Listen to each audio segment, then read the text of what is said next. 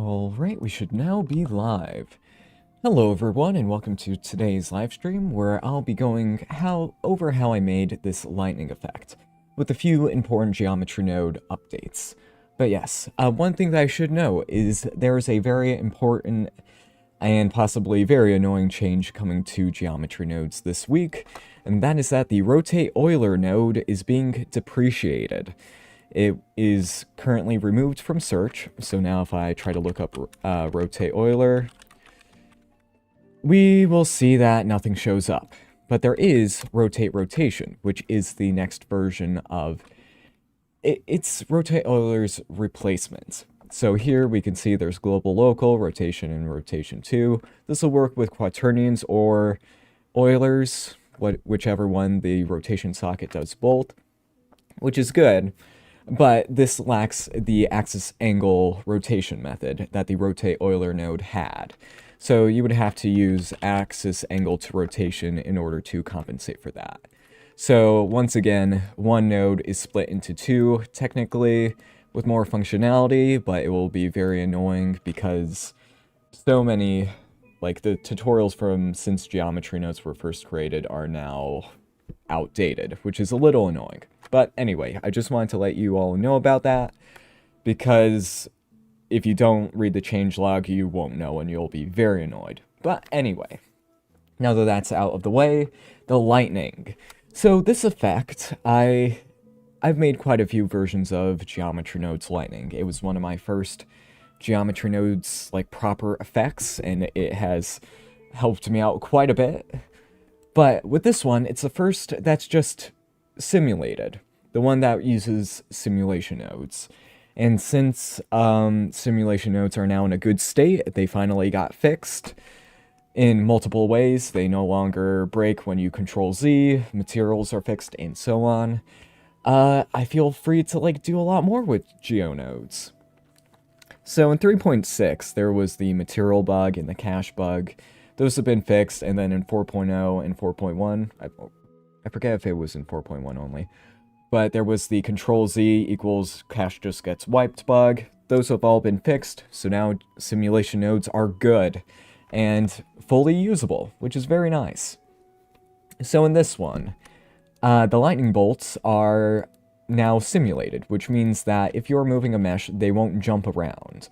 This does have the slight side effect that the bolts, once they spawn in, will not follow the mesh, which that makes sense. Like, they spawn in and then the noise affects it. It's not quite being dragged along, because how exactly would lightning be dragged along by a mesh? That's something that I could implement, but would be a little bit weird.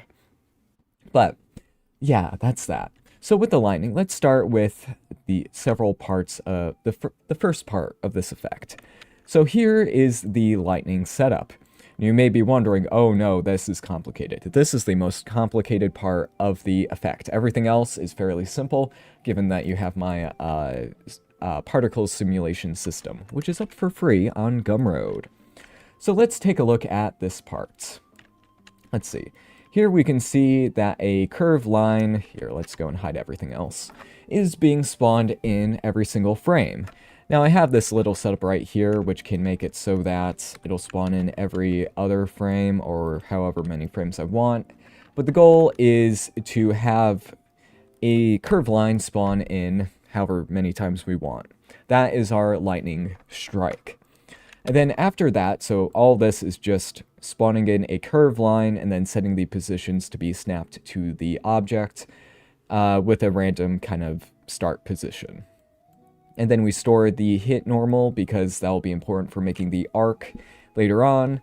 I also offset the entire thing by the hit normal by a little bit so that the particles don't clip through the floor. Just a little thing that makes it a little more stable. I give each one a random value, just giving each spline a random value for every single frame. Simple enough. I also store the length, but I haven't used it yet. It's just for experimentation at the moment. Alright, so now that we have that, let's take a look at the simulation output. So here is the magic behind the effect. We can see that the splines are now being deformed by noise, and it looks pretty good. So now, let's go over what this does. So let's start with the age. This just means, hey, every single frame, one value gets added to this age value. Pretty standard stuff. And then actually, why do I have the delete geometry before? Probably doesn't matter all too much. But if the age gets greater than a certain value that we decide, it gets deleted. Now, if I wanted to make this a full-fledged effect, I would also store a lifetime attribute right over here for each curve or spline, whatever you want to call it. And then I would have that be referenced there. But that would make the node tree bigger, and I don't really want to do that just yet. But for the longevity of the effect, I would recommend doing it because it makes it a lot better and more usable for potential clients. Okay, so here is the actual noise offset. This is what makes it look like lightning. So here we can see that we have a 3D noise texture that's offset by the random value, pretty standard stuff. It's not normalized, and then we scale it by a bit. And then we also offset it by the hit normal, and then we make that affected by the spline parameter factor, and we give it an arc. If you're wondering why this is low instead of all the way to the top, that's because it just looks a bit better, and then I just compensate with this. Not the best reasoning for it, but it's good enough. So, and then after that, I turn down the noise displacement and the arc and all that over the age of the effect.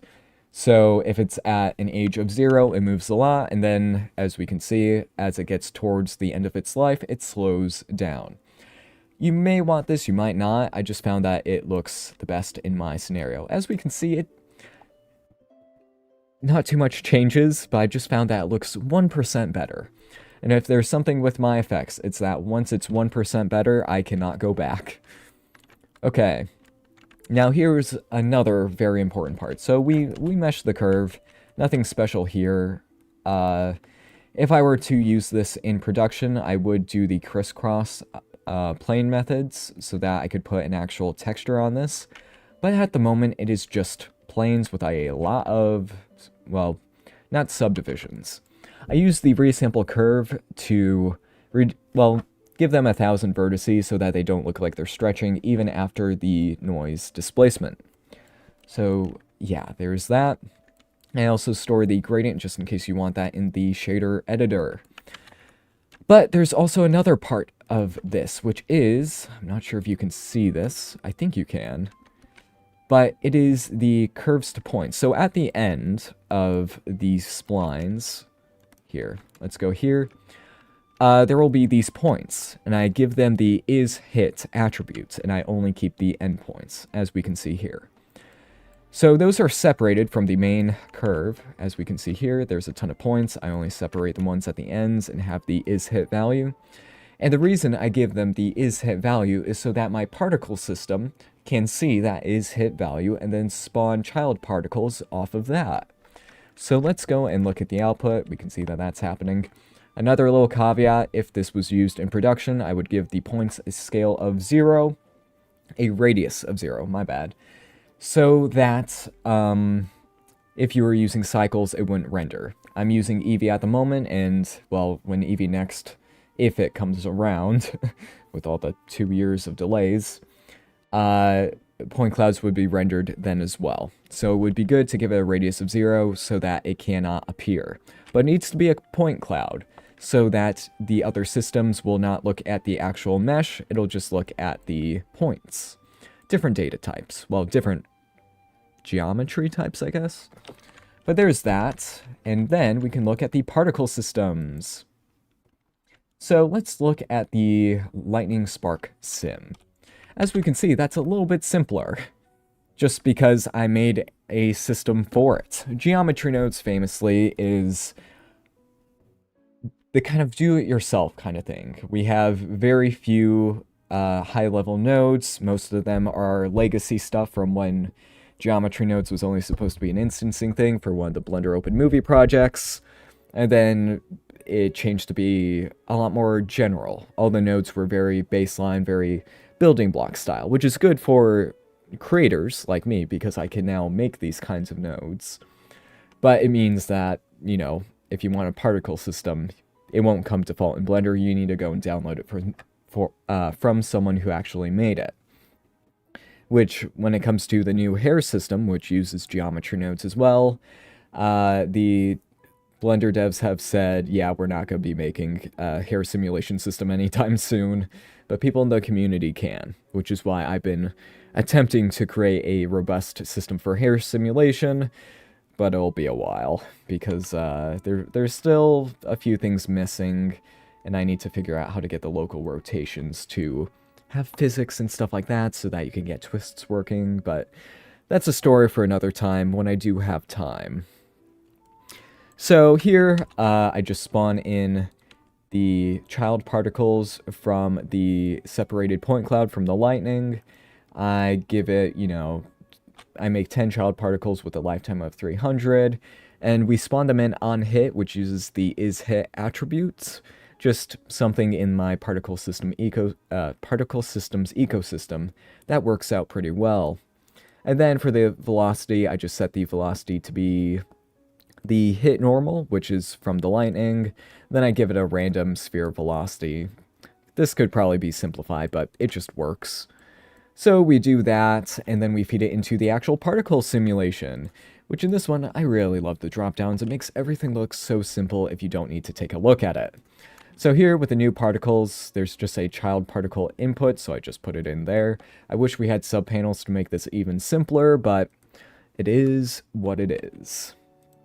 And then for the movement, it's just this node setup, pretty simple. Collision is enabled, with the collision being the collider collection. Delete on hit is enabled. And I really wish we had nested subpanels so that I wouldn't need these kinds of spacers. That was a workaround from the old days. No custom attributes are needed for this version. And then I just instance the spark particle on there. Scale is like that. And then I have the velocity affect the orientation and scale. So the perks of having a custom particle system, I think it's pretty good. And then there is the spark hit simulation.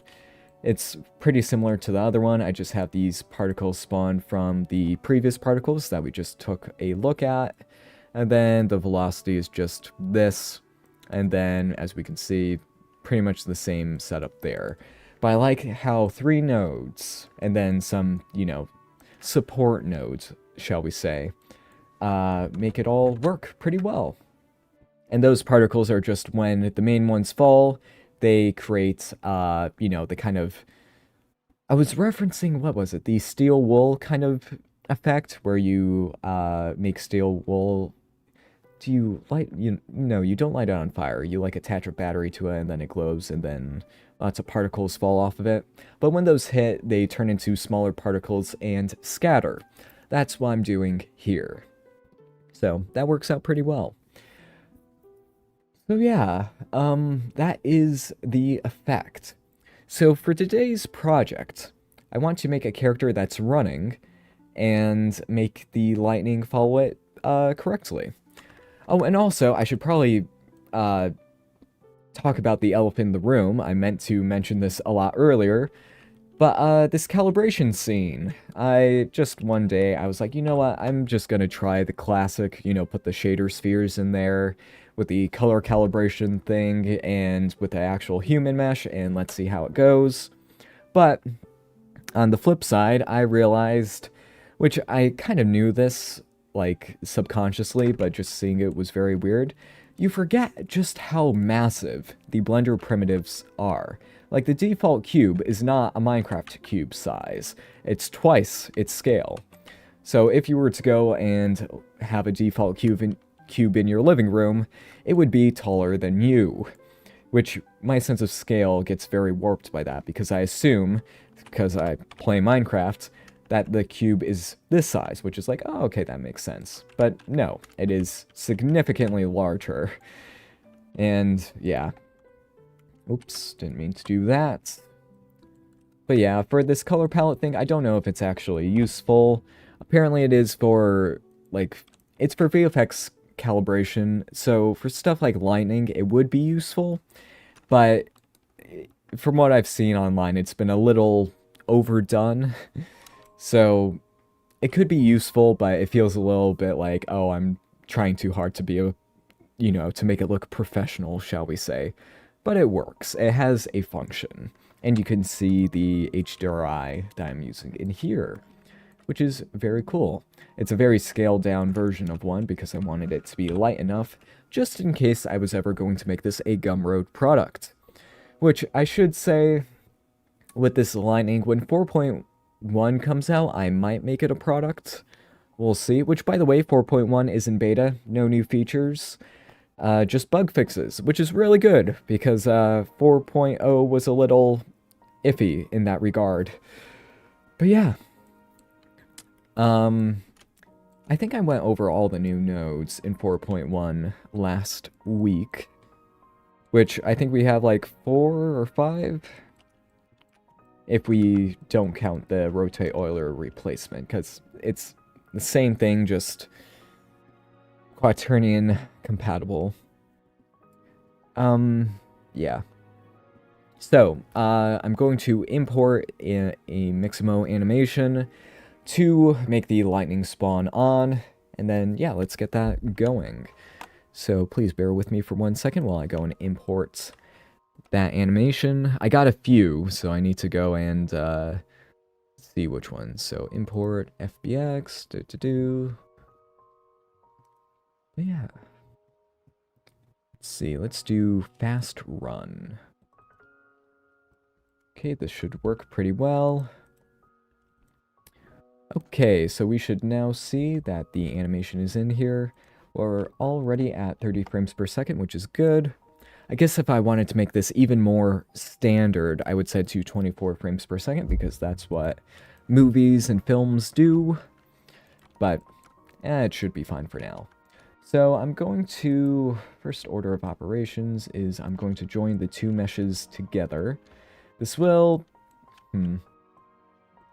actually, you know, the joints we don't really need to see at the moment. The main thing is I want the armature to be going that way so that we can actually see what's going on. Then I'll need to take, where is the origin bone for this? Let's see, I will read the chat in just a second. Yeah, where is, let's normalize this, where is the source? Ah, okay, there is the source. So this one, we want to be modifiers, cycles, repeat with offset, pretty good, pretty nice. Let's go and lock this one so that when we copy everything, let's switch this to the dope sheet. And let's just go and copy it and put it like that. So we should see, yay, it's now copied. Now, usually you would want to use the NLA editor, but since the root bone is like that, I'm just like, it's fine. Now, does this run look... Yeah, no, it should be fine. Okay. So I could move it back by a little bit. I'm just gonna add one more part to the run. Should be good.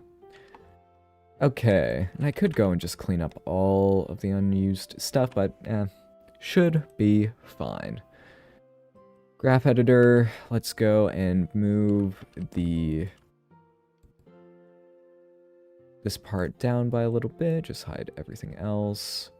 I could just move the, yeah, no, let's move the actual armature object. There we go. I don't know why, but the run seems to... Nope, it... Oh, wait. I knew something was wrong. Okay, looks like I need to go and fix that part. 1 second, everyone. Man, you are killing it lately. Big up. It's been good.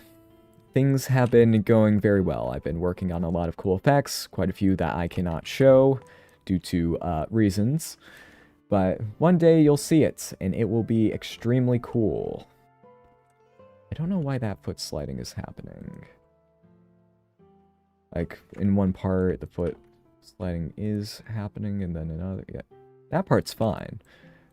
Did I just misplace that by a bit? Yeah, I might have.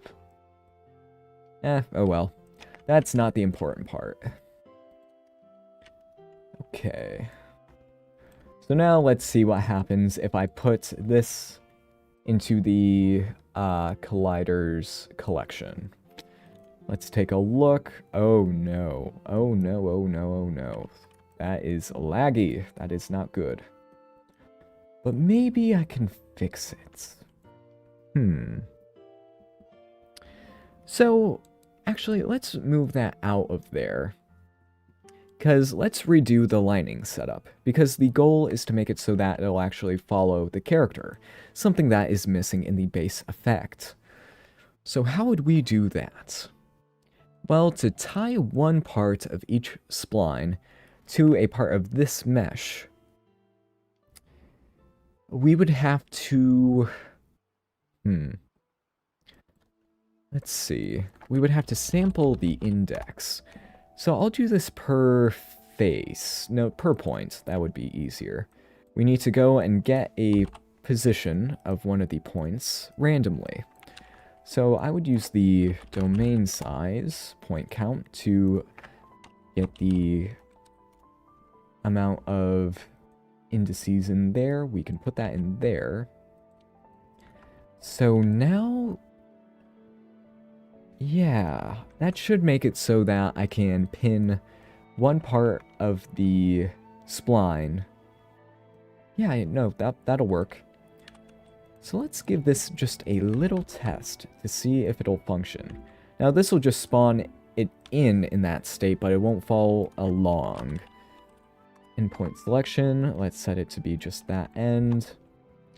So that'll be like that. Okay, we can see that is spawning on parts of that, but the seed is not changing, so I would make that per frame. Oop. Yep, it is working, but as we can see, the lightning is not following. It's also... Oh, right, yeah, that makes sense. That it's still trying to trace over there. Okay. So the goal is that we need the lightning to also follow along, rather than just do that. So I need to think about how to do that well, and not just make it super duper gimmicky. Well, I could go and store... Okay, yeah, let's do that. I need to store this random index value, the kind of parent index value, on the spline when it's spawned in. And then I need to make it so that in the simulation, it'll follow along with a bit of an arc, so that it won't look like just one point is being trailed along. So let's try it out. Let's try it out. Store named attributes. Let's store this one, and this will be on the spline domain. Actually, no, wait, that's the wrong one. We need it on the actual spline. So curve line. This feels super janky. Like, I would need to clean this up. I apologize if this is confusing. It is... I would need to redo a good portion of this to make it better. And actually, I could do that now, but that would be a little bit confusing, don't you think? Yeah, it would. I just don't like how much spaghetti is being thrown around at this time. Okay, let's try to simplify this just a little bit. So we need the hit normal there, but we also need that as well. Oh, but that means I would have to get the hit normal live. Okay, so turning this into more of a live effect will be a bit of a pain in the butt. But we'll, what the heck, we can do it. We can do it. So let's just chop all of that out. Let's try to make this as simple as possible. So this will be parent ID. So now that that's stored, we can now do this and it should be accurate. So named attribute, parent ID. Oh, wait, let's let that run. Wait, why is that not there? So let's make this integer. Okay, so now that that's there, we should see There we go. That is working. Oh, that looks so cool. That is working, but also, why are they spawning? Or no, wait, yeah, no, that makes sense. So we need these ones to follow along even after the running is happening, which is good because we already have that index stored. So let's go and put that here. So this will be attach index or parent index. So whenever this is referenced, it will work as it should. So I would need... This is becoming very large, a big node setup, which is not good. I'm going to delete the stuff that is not necessary to keep everything nice and organized. So I'm going to put another set position right before the offset, just to make it a little more readable. And this will attach part of the spline to the parent index. Oh, this is going to be fun. So let's put a mix in here, set it to be vector, and we want to mix from the current position to the sampled position here. So if we do this, and then just plug it in right here, and then make this the spline parameter, that'll need fine-tuning at the moment. Okay, so that seems to be the wrong input, so I need to... Here, let's just flip these two around. Let's make it so that the end has that affecting it. So now we should see, yay, it's now following. Which might look a little bit weird, but it should be fine. It's following, and that is the important part. I could also go and change the power to make it look a little bit better. So let's go and do this, set the power to be like 5. There we go. Okay, that's making it look a bit better. It should make the fall-off look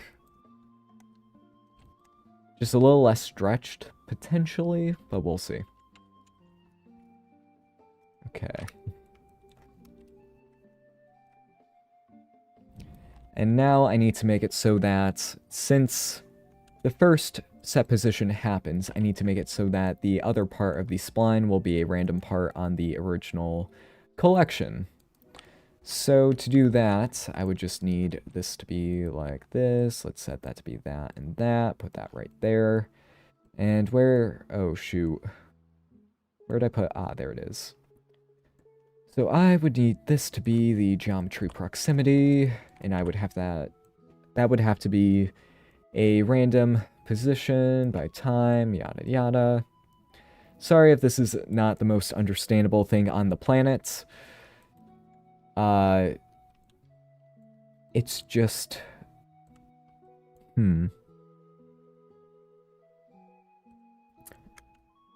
Wait, why is that? Oh, it's still referencing the low polyhuman. I need to bring that out of there.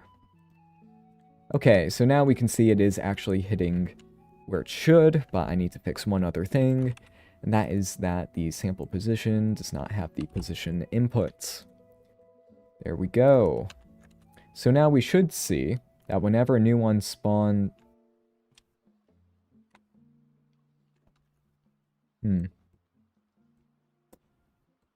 Oh, right. Because that one does that. Okay. So if we do this, then it should look like... There we go. It's following along quite a bit better. Yeah, there we go. So I'm technically setting the position for everything to be that, and then I'm just offsetting the second part. So if we look at this, it should be imperceptible because both parts of the spline are being put at the same place, but then over here we can see that, oh, it's not even highlighted. Here we can see that this is happening. So all that just for a spammed curve line, which works as well as it should.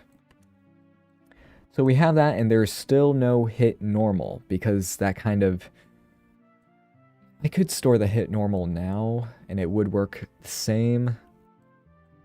Just because the only part that's moving is the part that's being dragged along by the source mesh.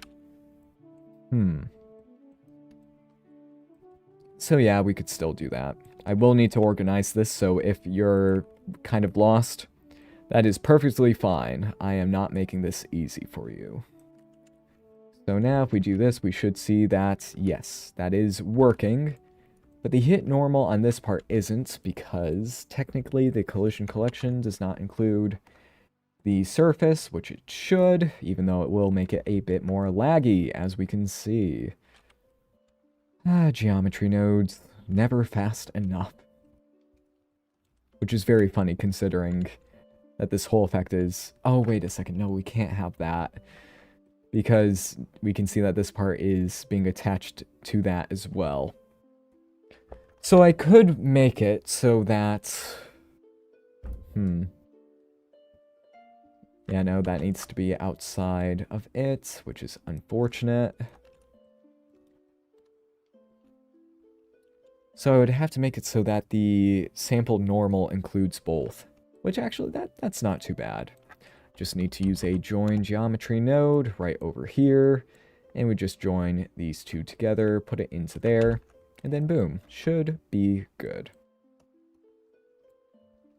But still looks a little bit funky. We can see that. Let's just isolate the lightning and hide everything else. So here we can see that that's looking like that. Okay. Okay, it's mostly working. So let's clean it up by a bit. Let's go and do this, delete that frame, put it all in here. Collapse that, keep that like that. Okay, good. So that's one part that is cleaned up. Let's go and put this right here, curved line. Let's just do lightning line. Okay, oh, and I spelled line wrong. How did I do that? Okay, let's put this into a frame and then label it attached surface. Ooh, and I spelled that wrong as well. Okay, so that makes...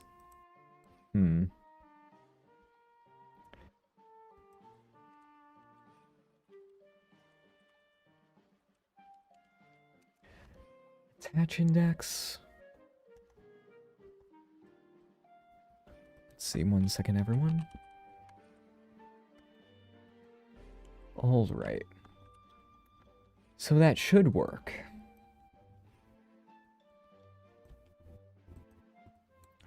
But I could go and just make it so that the sampled position is that. Yeah, I could just optimize this by a bit. Okay. Let's optimize it. And then I could use a switch node to make everything a lot better. There we go. Let's just chop a lot of that out. Do a bit of this. Make sure to clean up your node trees because you won't be the only one looking at it. Usually. Usually. Okay, so we want this to be like that. So that's being sampled for both of those. And then we're just going to use a switch node to switch between the endpoint and this point. So let's do that so that we can eliminate that, that, and that. Just making it a bit cleaner overall, I hope. Let's see. Nope, there's still quite a bit of spaghetti at the moment. But we need to bring that down by a significant degree. Attach, position. Now, if I were to do this correctly, I would just have another one of this over in the simulation stage. But, I don't know. Let's see. Mix, attach. So I just need to make this part cleaner. then it should be good. Hit normal. Oh. Okay. Let me read the chat once again. Hey, what is that particle system add-on you said you can get on Gumroad for free? I should mention it's not an add-on. It is a node group. Well, they're assets. They're node group assets that are out on Gumroad for free for Blender 4.1, where you just get, let's go over to here. You get the node groups like the child particle, particle simulation, particle instance. Basically, the node groups that would enable for particles to be simulated with regular, physics. It doesn't use delta time, just because I found that simpler for now. Maybe in the next version I'll use delta time. But it basically makes all the particle bouncing and spawning that you see here possible. So it's available on Gumroad for free. And yeah. It works out pretty well. It basically, all this kind of boilerplates, well, no, this isn't boilerplate. But a lot of this, like the simulation nodes and all that, are just bundled up into one node so that you never have to look at it again.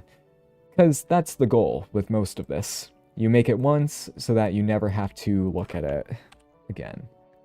So this is snap to surface, just like that. Here we go.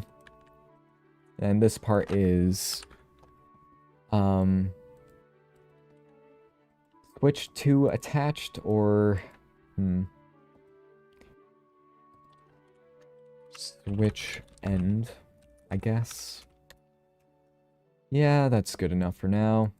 So here, how do we make this look better? Because it's a logic problem. It's like, okay, we need the original geometry here to also be referenced into there, but we need the collision to also be put into there, and it's like, ooh, which one do we do? How do we make this look pretty, even though, it's very convoluted? I could collapse this to make it a little bit better, but then people might be a little confused as to why that works out, but so that's like that. That gets fed into there. So that's the surface, and like I could put that into there, but that means that that happens, which we do not want to occur.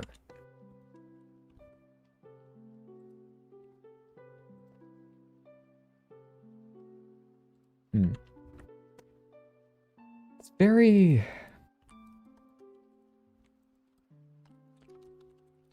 start position. As much as I don't want to say it, this seems to be this seems to be as clean as I can make it currently, even though this is a mess. It is quite the mess. So that's the randomness, and I could go and just turn that up, and it would be a bit better. And all this just to make it compatible with a moving person. Actually, you know what? I'm going to make this a little bit better by just copying this and moving it over here, so that we don't have to possibly mix it up. So here, let's go and put that over to there. There we go. That's a bit better. So now that part is a bit isolated. There we go. That's pretty good. Now this part is a bit more isolated. Okay, not the worst. Not the worst.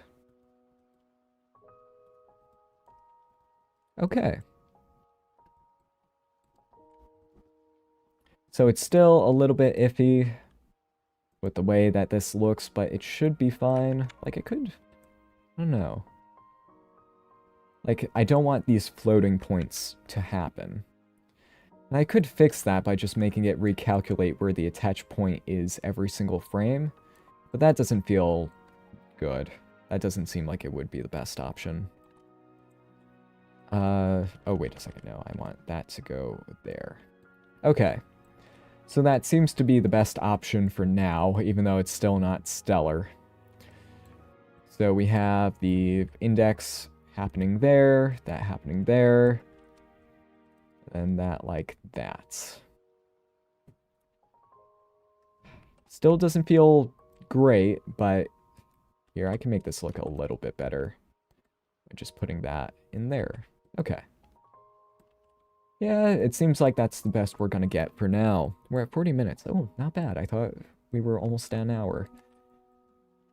Okay, now that we have that, the effect is now up and running again.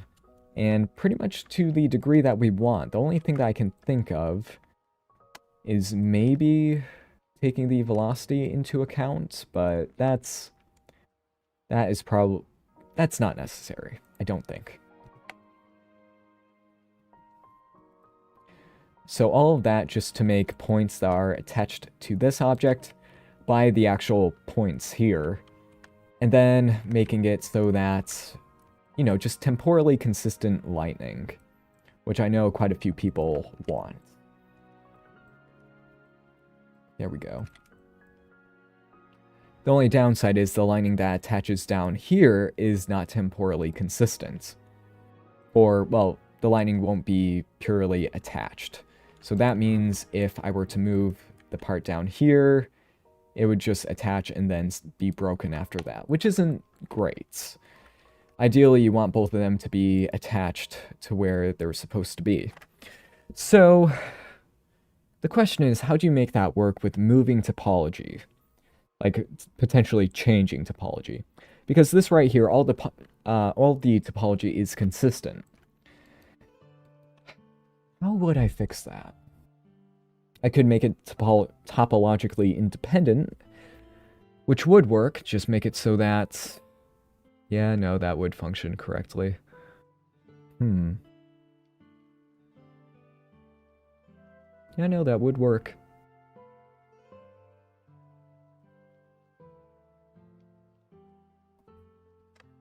Why do you put single nodes into frames instead of just renaming the node? I do not like renaming nodes, no. I like seeing exactly which nodes are there and then putting them into groups instead, because that tells you what those nodes do, their actual function, rather than just renaming the actual node. Just a better naming convention, because you want to see, oh, that's a random value, that's a scene time, that's a scale.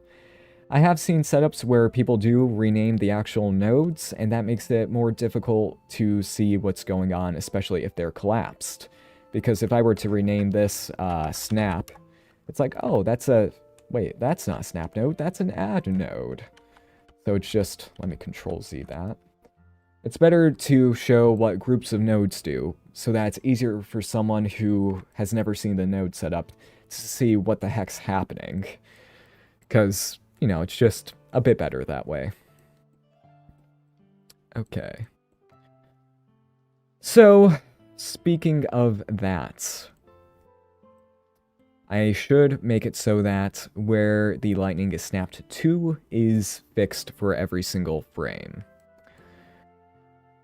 Which is a little annoying because... I need to think about this one. Because right now, this is resampled to be like 1,000 points on the curve. But I want to treat the endpoints... I want to treat it as if it's a spline with a start point and an end point and nothing in between.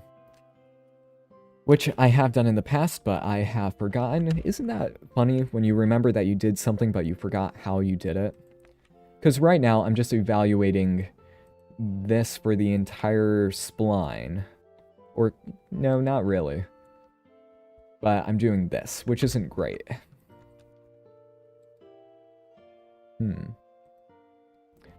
I could just make the end position do that and then blur between it, but that does not seem right.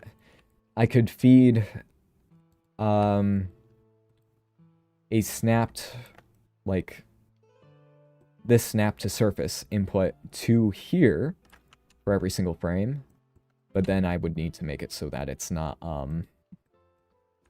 the random add doesn't happen, because we would see that some weird things happen.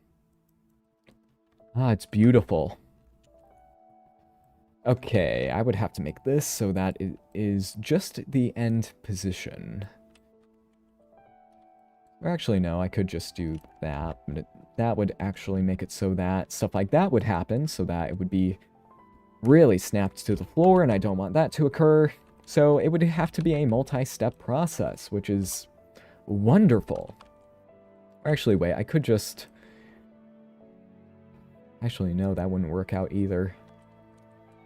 Evaluate on that index, and I could try making that the endpoint of the curve. But that just feels worse to do. Okay, spline.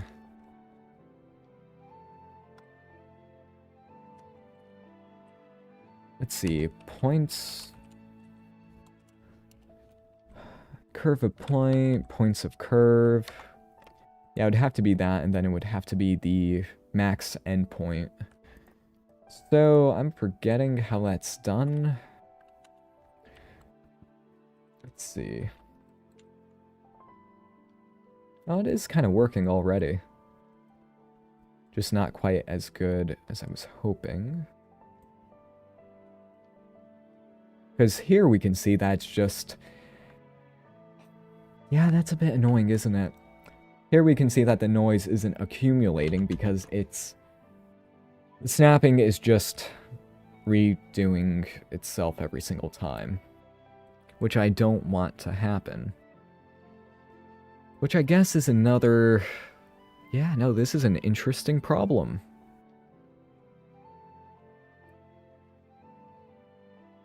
What's the deal with the lightning? Are you modeling Goku? No, this is referencing the Flash. Which is actually interesting because the lightning is blue instead of orange. Totally unrelated to...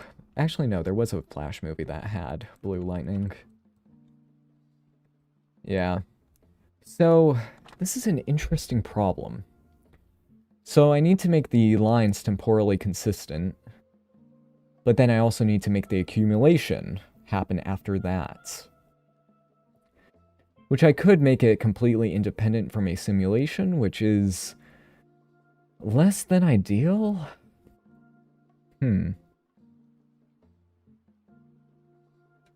Let's try that out. We can make this a multi-step process. So for here, I could just have a simulation for the spline over time, and then I can do the offset in another simulation, making it a little bit better. So, yeah, no, that could... Basically doing what I did here again. So I could just attach that there and then skip all of this because it's mostly redoing what I was originally doing. But that makes it freak... Oh, that makes it freak out because of that. Dang it. So if I were to just have this right there... Ah, no, still not temporally consistent. Okay, it looks like I'll need to do the same thing that I did over there, but yeah. Okay. We got this. So, doing that, and it should fix it up. There we go. So now we can see that the lines are a little more temporally consistent. So even if this were... Wait a second. Excuse me? Ah, there we go. So even if the meshes move, the lightning still does what it should. So, okay, we're breaking this down a little more molecularly, but that makes sense. So now that that's temporally consistent, we now have the lines that are where they should be. So now we would need another simulation to make those lines have accumulated noise. So that is another difficult thing to do. Dang, we have a spamming user in the chat, and I have no idea what you're trying to say. Oh, well, I will try to comprehend it for 3 seconds and then you're getting muted. Yeah, no. I have no idea what that user was trying to say. Alright. So, now that we have this, okay, where was I? We have that, and that's good. It's weird that it's such a complex setup for just that. And I could make it simpler. I could just chop out a majority of this. But I need the start positions to be good. Or wait, I could just make it so that... I could make it so that if the age is 0, yeah, no, I could just eliminate a majority of this. But I still need the hit normal, so I can't get rid of all of it, unfortunately. Dang, this is something. This is something. So I could get rid of all of that and just switch the snapping to include the random only on the first frame.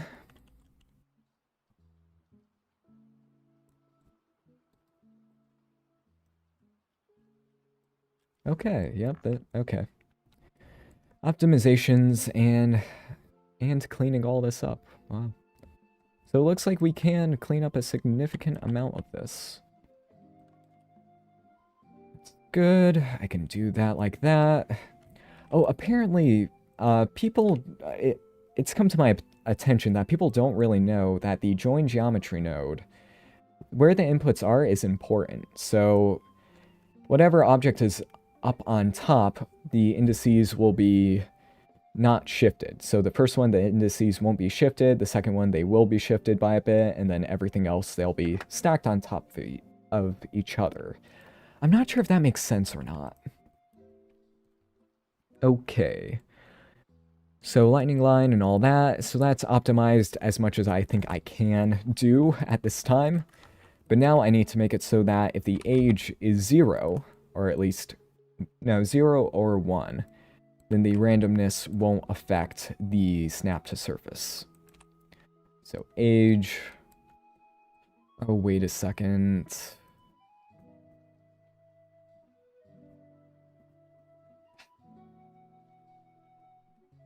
Yep. So I would need a switch node to switch between the attach position and then the random, or the position plus the random. Wow. That's, no, yeah, this is just a little bit annoying, just because it's wanting to be so complex when I'm trying to make the node group as optimized as possible. Okay, yeah, looks like we'll have to... Yeah, okay. I think I'll just need to bite the bullet and then make the spawn conditions what they should be. I should make this a node group as well. So, yeah, let's do that. Let's make it a node group so that it'll be easier to deal with. So the start positions will be what they should be. Should have been from the beginning. All right. Just go and put this back over to here. A little annoying, but you gotta do what you gotta do. Okay. So that, and that's like that. We can put that over to there. It's so annoying, but it's what I can't think of any way of making it easier. It's so annoying. So these are the spawn conditions. We can do that, put that right over to there. And then we do not want anything like that to happen, so I'm just going to copy this and bring it out. That's good. Okay. We're getting there. Slowly. So let's go and node, make that into a group so that we can isolate it and then hopefully make it less of a mess. Okay.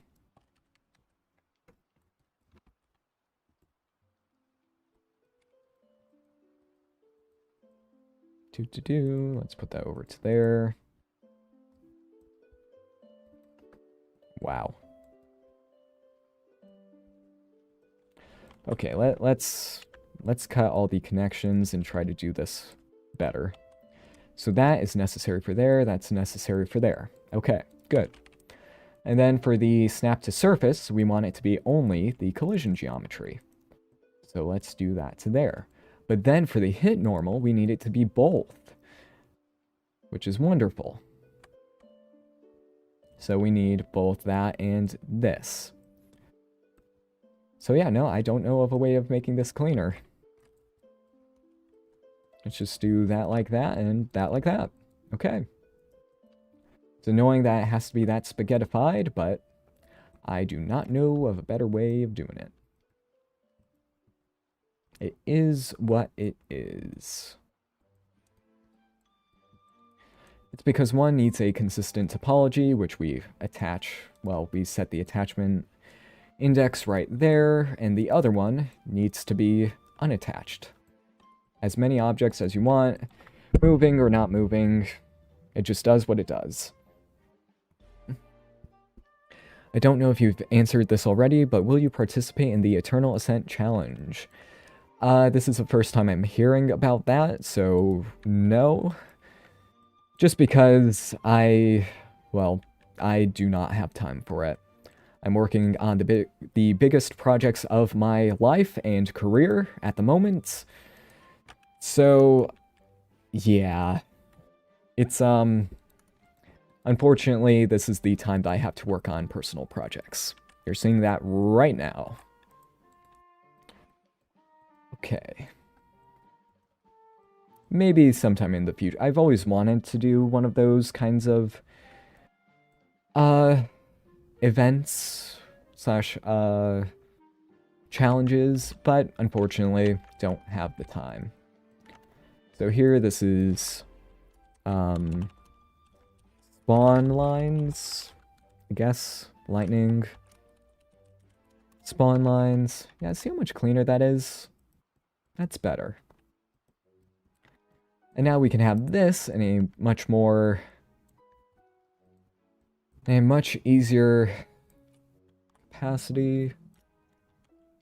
Here we go. Okay, okay. See how much... Yeah, okay, node groups. I forget to use them, but I need to. Okay. There we go, that's a bit better.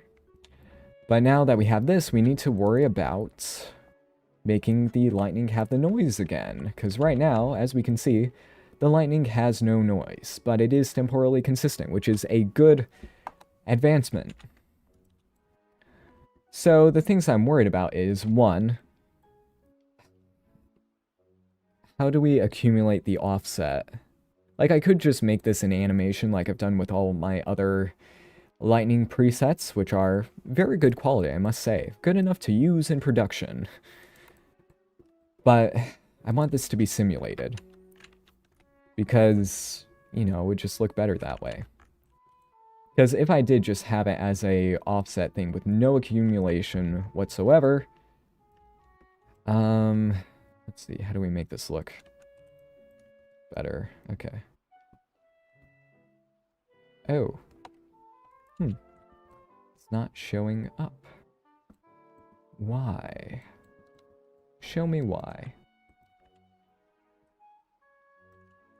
Hello? Oh, that's because, yeah, resample isn't attached. What about the accumulate field node? No, that's a completely different effect to what I'm trying to do here. I'm just saying accumulate as in stack them up. Because the accumulate field node, it stacks up things according to an index, like the index list. While this, I want to stack up the noise offsets over time. So here we can see that, oh, the lightning looks like it's working. And to a degree it is. But it's not temporally consistent, which is not great. What I want to do is to make it so that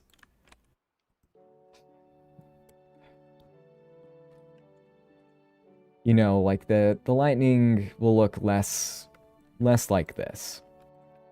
It'll look like it's actually being affected by a turbulent force rather than just, oh, it's moving like that. It's a bit hard to explain, but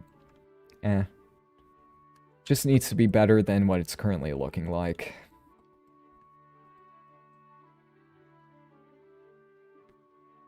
I could just make it so that this data affects the end positions and then it's blurred with the old position. And then that stuff happens, but that doesn't feel better. I could do it, and it would work. But, let's set that to what it was before. It could work. And it would simplify the process, but I would be combining the two different parts into one, which is something that I kind of want to avoid. Because here, as we can see, since it's kind of being reevaluated, that happens, but dang, this is a little brain scratcher.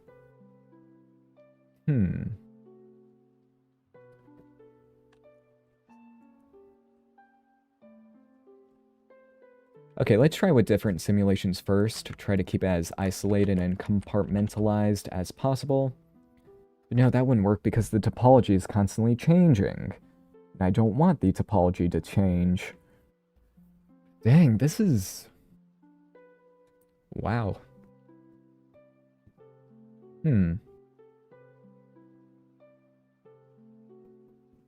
Yeah, no, let's just put it all into one and then call it a day. Because we're past 1 hour, and to make this as solid as I would like it to be... So, okay, hindsight. In hindsight, I should have started this from scratch, just to make the lightning lines show up, and then to do the displacement off of that. And then doing all of the resamples and stuff like that. It could be... Dang, yeah, this is an interesting problem.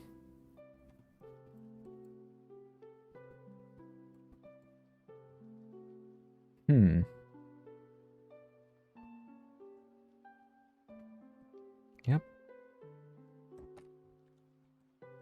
Or actually, no. Let's make this... I can try to figure out how to make this work with 2 simulations on my off time. But for the time being, let's make this an animation instead. So the temporally... Actually, no, I can't do that. I need to make this better than it was before. Oh, I could. Wait a second. No, I could try it. But no, since the topology is changing, that won't work. This is... wow. Yeah. For such a simple effect, it's very annoying to try. Because doing everything in one simulation zone, that would be okay. That's alright. But doing everything... doing actual simulated wind, noise, anything that I want in another simulation in post after this has already been simulated, that's not great. Because things are being added and removed. So I can't do that. Okay. Let's do it all in one. Let's do it the right way. Let's not cut corners here. Let's do it right. So we have that. We have the resample and everything like that happening. I'm still wondering how to make it better than it was. Okay. So we need to mix between the old position and then the ones that are snapped. Do everything just like that. Also need to put the resample before this and yada yada, yada yada. Okay.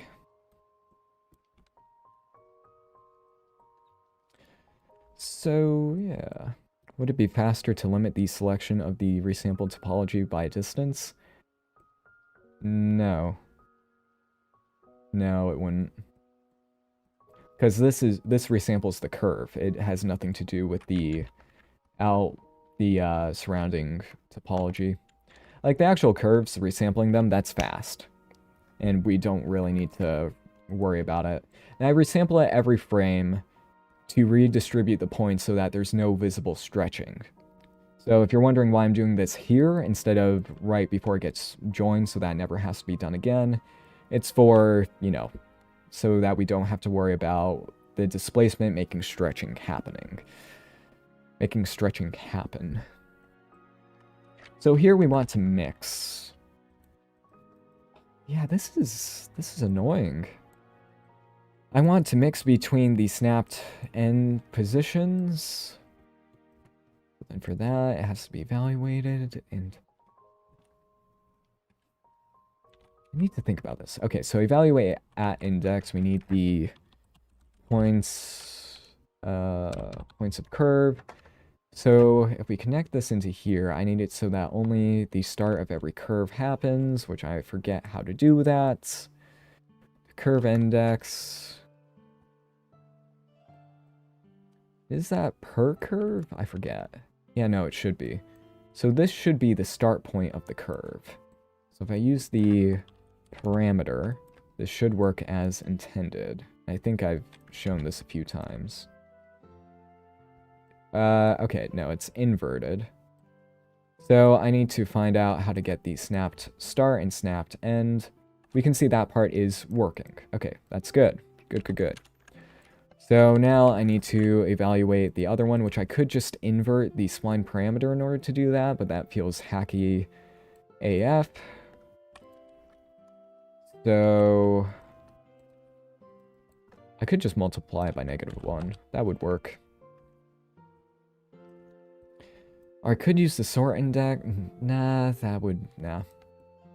Doesn't need to happen. Okay.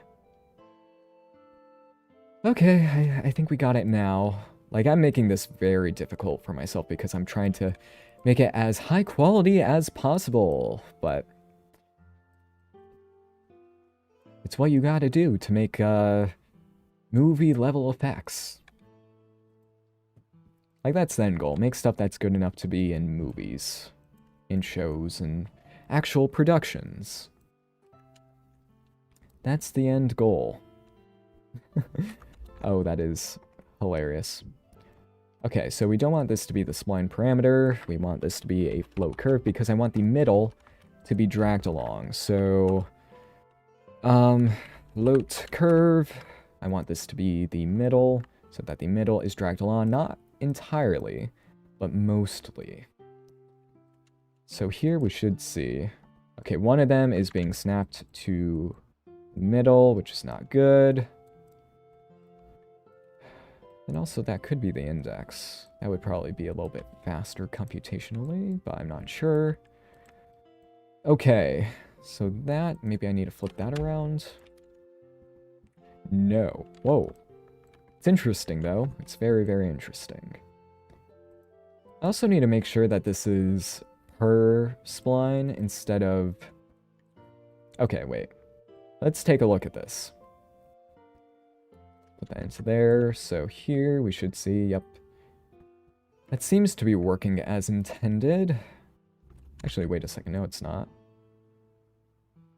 Why does it look like it's jumping constantly? Are these not correct? Do I need to flip those around? Okay, wait.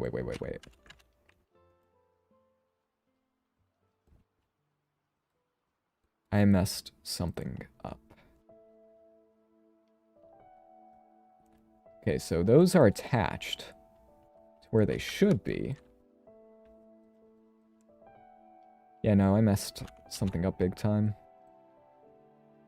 So the attached position... Okay, wait. I need to think about this properly. Okay, so the start should be like that. So we should see that the start points are where they should be. Okay, good. Good. Those are attached. Those are working. Okay, you are working. Let's not worry about you anymore. So you, right here, collapse you, put this over here. We're good. It's all good. And then... you need to be the endpoint, so we attach that to there. So we should see, okay, good. That is working as intended. Maybe?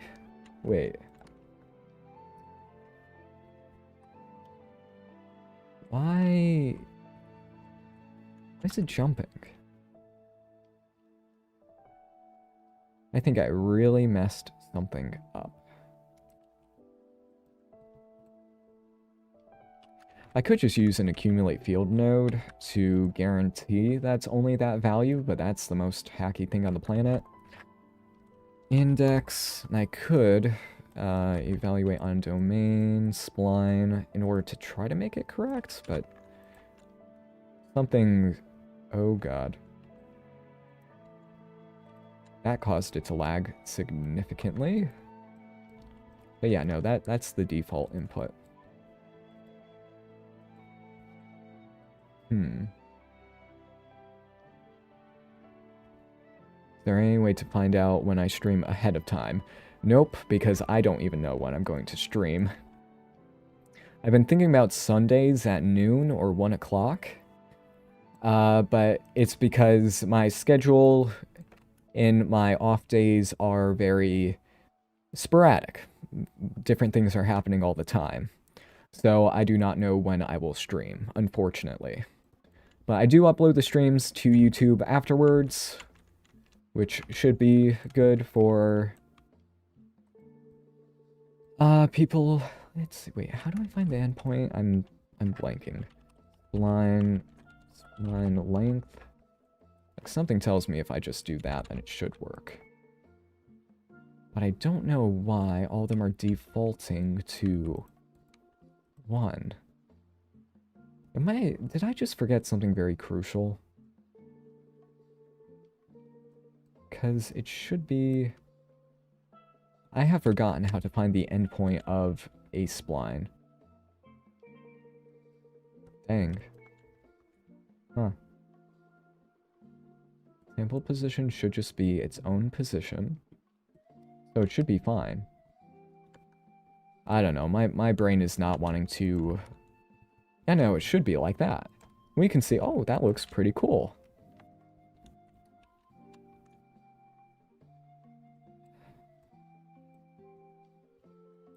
Oh, wait, no, that's not even correct.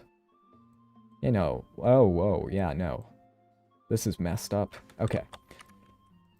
So these were 2 layers of messed up. Okay. Yeah, as you can tell, my brain isn't fully in the geometry nodes game at the moment. Not quite. But I can mix between the... No, I'm already doing that. So if I mix between the 2 factors like this, we should see... Yeah, that part's working. Yeah, it's working. It's working perfectly. So the curve index, I thought that would default to be... Oh, it's not. Oh, I forgot about that. Wait, then why is that one working and that one isn't? Huh. Alrighty then. I'm not going to worry about that part. If it works, it works. But... Wait... Does it change? It's lagging now, which is less than ideal. Actually, no, it's... No, it kind of is. Wait, what the heck is happening? I am failing to understand. Attachment points are working as intended. This part seems to be working as intended. I don't know why that would happen. Do I need to evaluate this on her spline? Would that fix it? Wait, why does that fix it? What? Well, I'm not going to question it. I am not going to.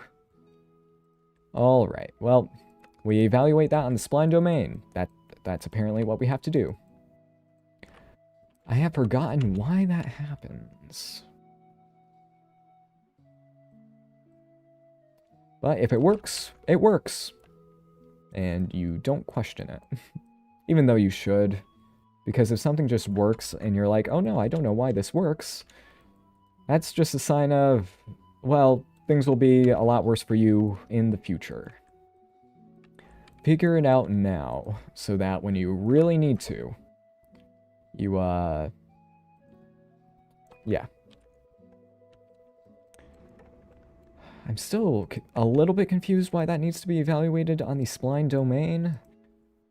But, I mean, in a way it makes sense, but it still feels janky. Still feels janky. Anyway, okay, we got that working, yada yada. 1 hour and 15 minutes. Yeah, this took longer than it should have. Mix new end positions. Got to do caps. I don't know why I put caps at the end. Maybe just because it looks better. Okay, let's put those right here. This is evaluate start curve, and then the other one is evaluate end of curve. And by the way, the evaluate at index node does the same thing as the sample index node, but on its own geometry. I've seen people and even Blender devs use the sample index node where you could have used the evaluate at index node, which it's not bad if you use the other, it's just, you know, less spaghetti. Sample end of curve. Or no, I should make this sample, yeah. That's a little clearer. Sample, even though, is it technically a sample? I forget. Anyway, okay. We're back.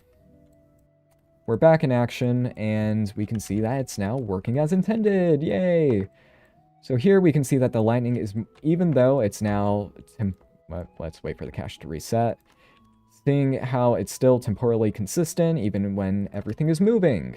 Now, it'll only be truly attached to the object that we gave the attachment index to. So the character will be running and it'll still work. But everything else, it will try to attach as much as it can. So now, we're good. We are good. Okay. That wasn't the worst solution. Like, it's still not the best, but it's not that bad. Okay. Now, a person who is very forward-thinking would put all of this into node groups, so that it could be very easily organized. But I'm not going to do that at the moment. This is good enough as is. This reminds me of Sonic's powers from the end of the first movie. Interesting.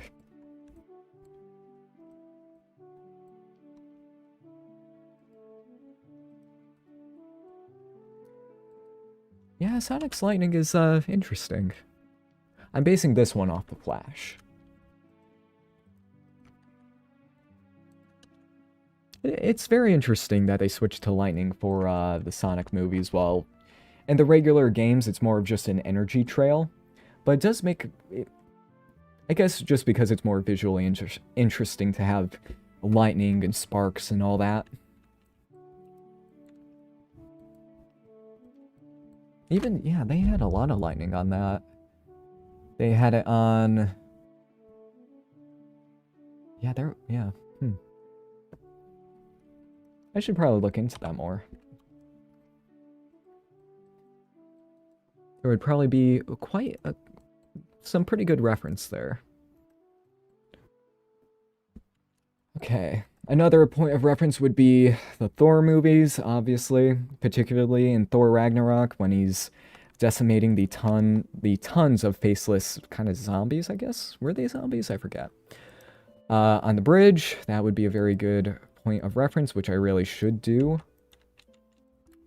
So one artifact from the way I'm doing this is that since it's mixing between the new position and the old one, that means that the lightning will try to reconvene at the straightened part, which isn't great, and I wish I knew how to properly compensate for that.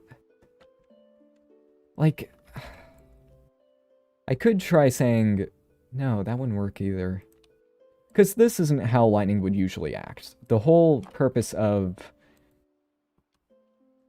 The whole, like, lightning's whole thing is that it's a trail that just shows up and then, like, it doesn't follow stuff. Like, when the arc breaks, it breaks. Like, once it gets too far, it dissipates, and then a new bolt forms. So this is going against what lightning usually does IRL. But I'm, you know, art direction and stuff like that. Like here, I'm making lightning that's consciously following a character. Alright, let's go and show the sparks again, because that could look pretty cool. Oh, and that also makes me realize that the ends should not have the start should not have the sparks, just the ends. Oh, shoot. Why did I make it so that the end would be... We're gonna have to flip this, aren't we? Huh. That's fun. Okay. So, the start should be... Wait, no, yeah, the start is that. Wait, then why... Oh, wait, no, this... Oh, right, okay. Just need to go and flip that around. Okay. How are you doing? Why?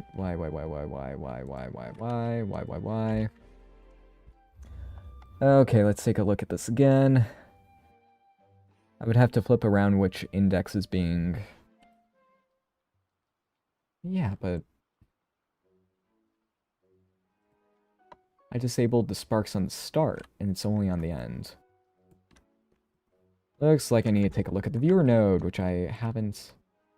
Yeah, the end should be there, but this is in the incorrect part where it's trying to flip everything around. Okay, let's go and flip this back around to when it was actually working. Let's take a look at this. So now the starts, I think... Yeah, the starts are there. And for some reason... Yeah, that doesn't really make too much sense to me. Huh. Oh, maybe in here it's wrong. So the start... Oh, yeah, okay. That was wrong. The top is the start, the bottom is the end. Okay. Top is the start, the bottom is the end. Okay. Now this should fix it. And it does not. It does not. Why?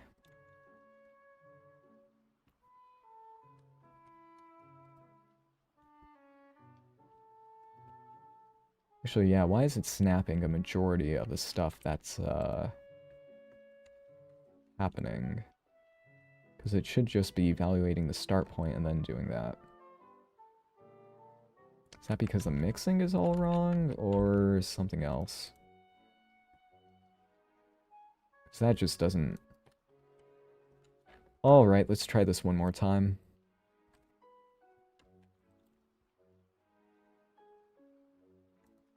How come that looks a bit better and then I need to fix the other thing?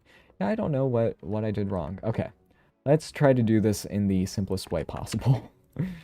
Okay, if the splines are, oh, not going the right direction, oh no, it's like, oh, well, let's just, make it so that only the start points will have the sparks instead. I don't think, like, that shouldn't be a bug, but maybe it is. We'll see. So here we should see that whenever a lightning strike happens, why are the particles clipping through the floor? Oh no, that should not be happening. Oh, that's why it's happening. Oh, right. Because this part, it needs to be offset by the hit normal, by just the tiniest bit, in order for it to work. Yep, that makes sense, since we're snapping it live. Yeah. Okay. I could just go and offset it by the normal here, or I could just make it completely irrelevant from the situation.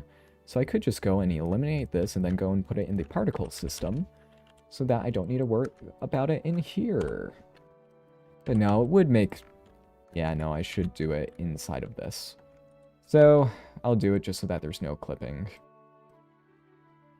Makes it easier for everyone else. So we should see, yay, particles no clip. That's good. All right.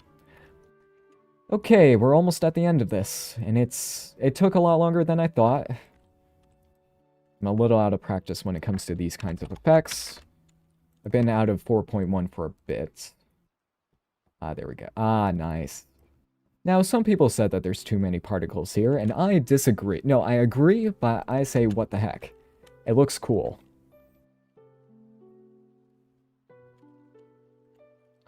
Like, the main problem with this effect is that the run looks a little bit funky.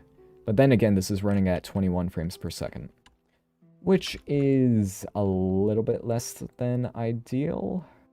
Yeah, let's do a little speed test. Let's see what's taking up the most time.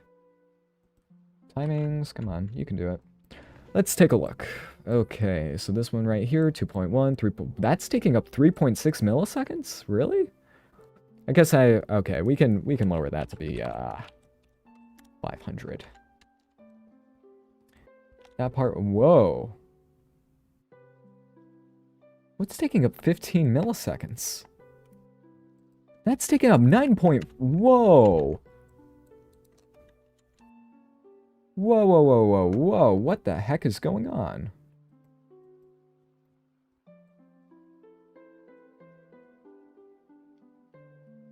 Whoa, that is not right.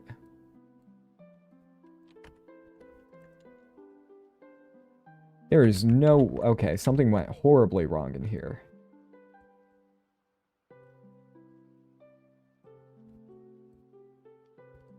That's 4.4. That doesn't make sense. Even with the laggiest thing on the planet, it should be... That's just 2 vertices. 2 points on the curve. What the heck? Why would that happen? Like, even that is way more expensive than it should be. Maybe it's because it's referencing a ton of mesh data? Yikes. I do that, then it... Wait, what? That cuts it down? The join geometry was... What? What? I am horribly confused.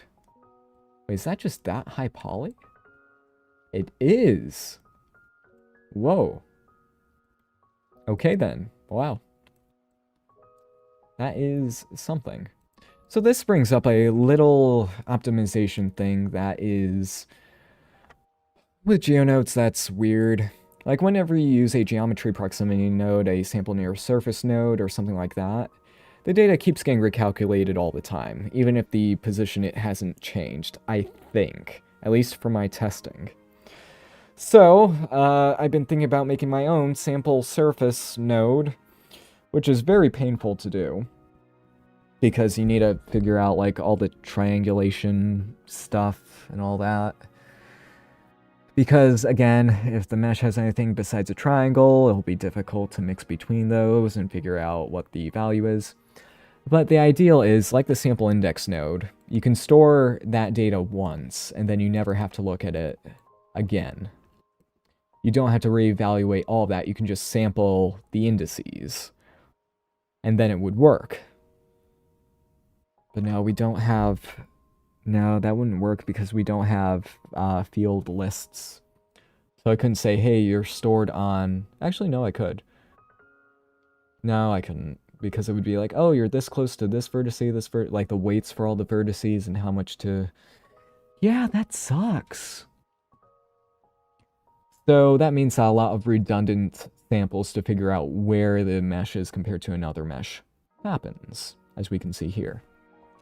Now I have no idea why this mesh is that expensive to calculate. Decimate. Oh, maybe that's why. Why on earth are you 100,000? No. Yeah, no, that is not happening. We are not dealing with 100,000 or faces. Now, how many, wait, I keep forgetting that there's an actual thing for this. Statistics. Right now there are, oh wait. Did I just read that completely wrong? Yeah, no, oh, it's 70. Wow, my brain put in another thing there. Okay. Wait, then why is that expensive? It's only 17,000. It's still, you know, not exactly cheap for a collision mesh. Man, that run is funny. It is mocap data, but why would that lag everything out so bad? And it's on one, like, it's evaluating it on just 1 or 2 points. Why would that do that? That makes no sense.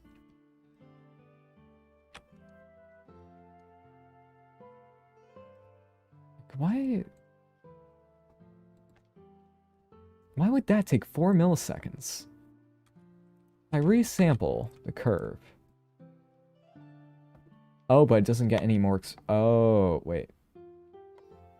So it does get... Wait, what? I'm getting, like, way more confused. Goes to 5 milliseconds, and then it jumps to 12 to 13... Wait, what? Am I using a proxy mesh for collisions?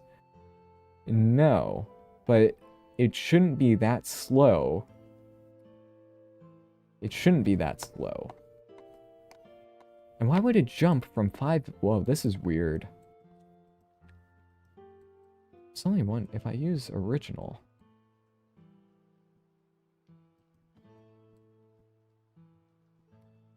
And that take... Wait... Something's not right. Okay. Value on domain point.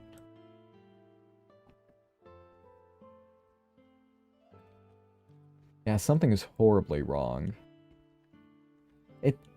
It seems to be changing something about the mesh for some reason. Let me disable that. Nope, same thing. Like here, I'm evaluating the normal on the point, which, yeah, it makes sense that's all weirded out by that.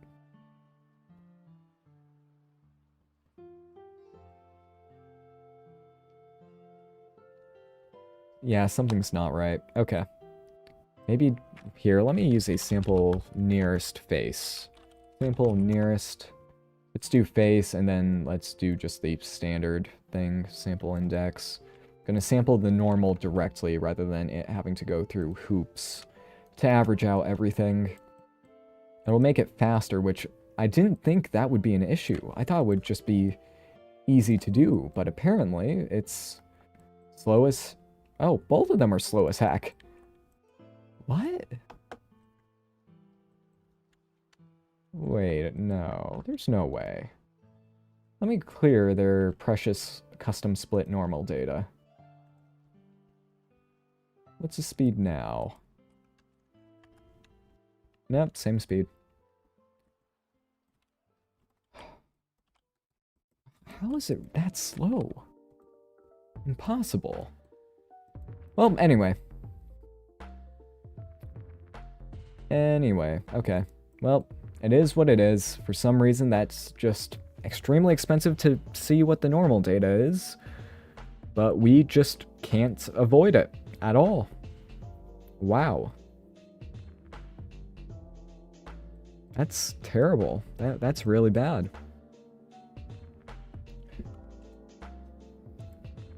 Maybe because... Like, it's... Here, let's take a look and see if the mesh is not moving whatsoever. No, it's the... Wow.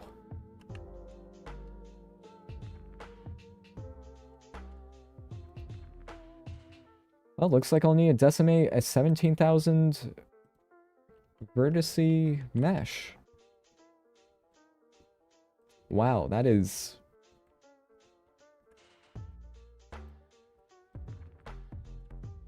Okay, I truly did not expect that at all. But it's good to see where the bottlenecks are. Now we can see that this went from, like, a ton of milliseconds to quite a few. Wow. Okay, now we can see that the effect is working quite well, even though that run is still the funniest thing I've ever seen in all my given days. Alright. It's hilarious. Alright. yeah, so apparently I'll need to use a proxy collision. Very weird, very weird. Okay.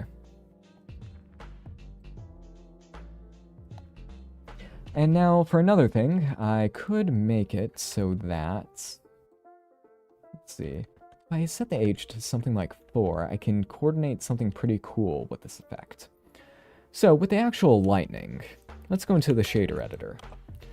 So since I have the gradient at my disposal, I can make it so that the lightning looks like it spreads out from the origin to the endpoint. So I can use the age and the other thing, the age parameter and that, in order to make it look like the lightning takes a few frames in order to go to the end. So, let's give that a go. Oh, I am lagging. Nope, I'm back. Let's multiply. Here we go. Plug that into there, that into there. There we go. And, oh wait, I forgot to actually do what I wanted. Okay. Oh, looks like I need to take a look at the gradient because something... Oh wait, no. Okay, that needs to be that and that. Okay. So we need to invert it. There we go. So now this should mean that when that happened, there we go. We can see that the line goes out, and then when it hits, the sparks spawn in. Now this is the part I like about GeoNodes. You can see, like, you can sync up different things with the shader editor, thanks to the very handy attribute node. I wish we had an attribute node that powerful in GeoNodes, but anyway. Even though, in this case, I'm using the same mesh data. Oh, that's cool. That's some cool stuff. Okay, I could make it so that it takes 10 frames for it to do that. So, and this is just so that the sparks spawn in. Ooh, that's cool. Okay, yep. It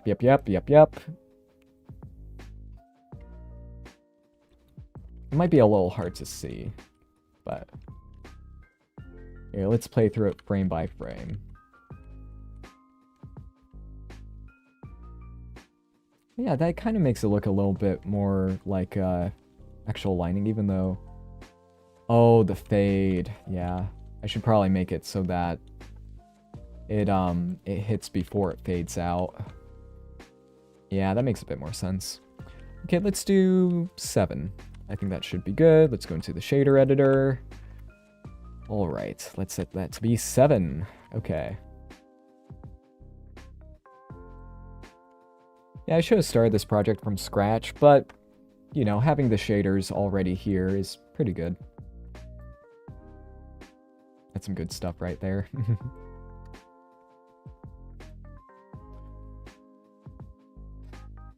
And I feel like I should try out a different run for this. Okay, I'm going to save this file because I haven't done that yet. I have a very bad case of not saving.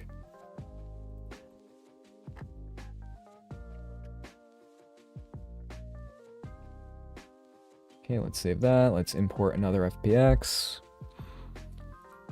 Which run? Standard run. I'll just do running. Or wait, was that the same one? Okay. Okay, now we have this. So we have 2 runs. I'm going to just make it so that it duplicates.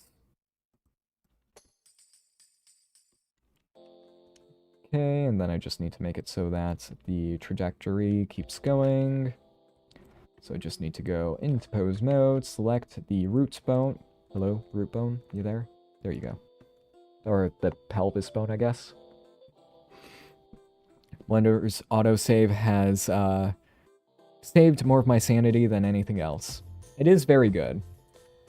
There's only been 2 times where, like, my computer has crashed, like full on just hard crashed. And autosaves have saved me a majority of those times, but there was one time where it crashed and every autosave was broken, so I had to remake the effect. Which, I think it was caused by a literal power outage. I forget. But it was not great. But, like, Blender's autosave is really, really good. It has helped out so many times. Because, and it does encourage me to not use the regular save and just be like, oh, let's just go and see if the project turns out good, then I'll save it. But be sure to save your files. Don't do what I'm currently doing.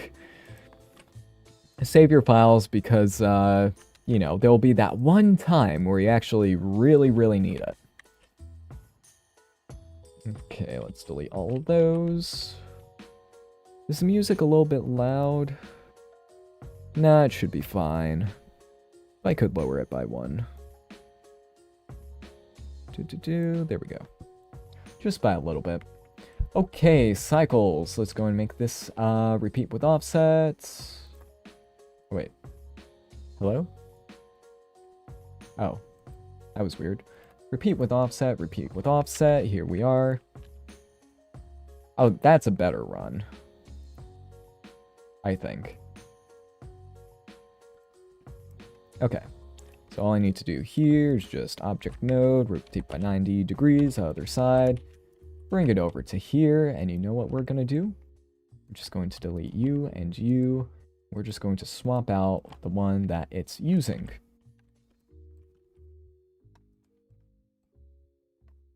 Wait, even that one looks a little bit funky. Maybe it's the mesh, not the actual mocap data. Anyway. Let's go, I think, graying out the, Oh yeah, that looks a bit better. I could keep the spheres. There is a... Yeah, we're, Oh no, I'll need to swap out the parents as well. Armatura 1. Looks a little bit better, so I'll keep it. Joints, I should join into the original mesh, but we'll, yeah, I'll do that. Armatura 1. There we go. Let's just swap it out for, wow. Nice and diffuse. I'm going to decimate the hell out of it. Okay. No. Well, we could bring it down even more. Yeah, that's fine. Join it into the rest. There we go.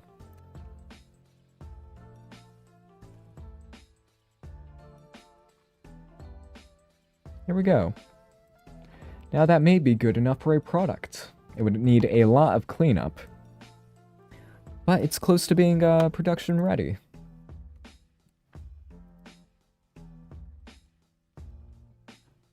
There's quirks with it that I'll need to fix, but it seems to be pretty good. Let's change this to be yellow like, or orange like the Flash's lightning.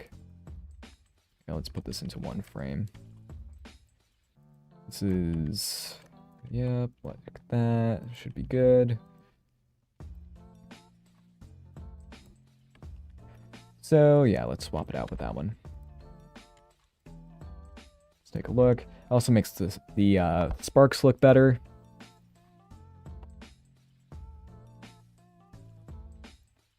Maybe I could have the lightning have different speeds, or no, thickness. And also let's duplicate. Let's make more blinds.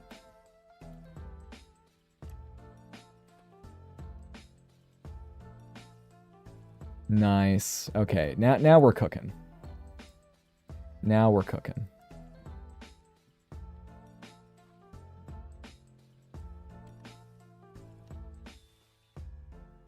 And now we can see that, yeah, there's way too many particles, so I can tone that down by a little bit. Like, I do want to use my particle system a lot because, you know, I worked hard on it. We're not going to be getting a particle system from the Blender devs anytime soon, so... Oh, wait a minute. One stray, Wait, how did that one... Oh, wait a second. One of them just decided.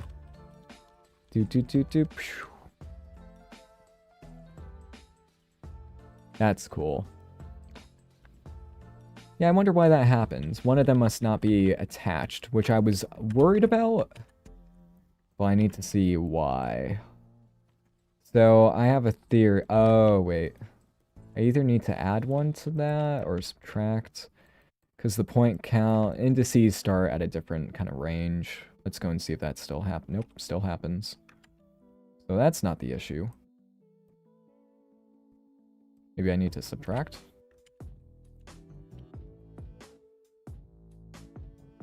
Oh, that seems to have fixed it. Okay. Because the point count and...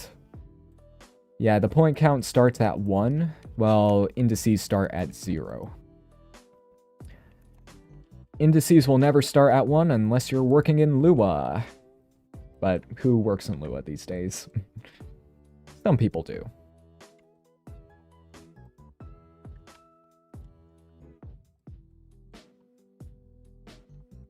Here we go.